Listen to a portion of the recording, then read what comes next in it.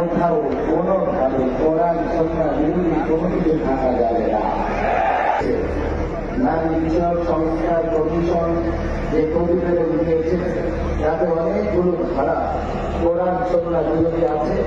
সুতরাং এই মঞ্চ থেকে আগেও প্রত্যাখ্যাত হয়েছে, আমরা আরও বলছি এটা প্রত্যাখ্যাত, এটা আমরা প্রত্যাখ্যান করছি। সরকারকে অবশ্যই এই প্রতিবেদন প্রত্যাখ্যান করতে হবে। পরিষ্কার বিলম্বে সেই বিচার কার্য যেন দৃশ্যমান হয়।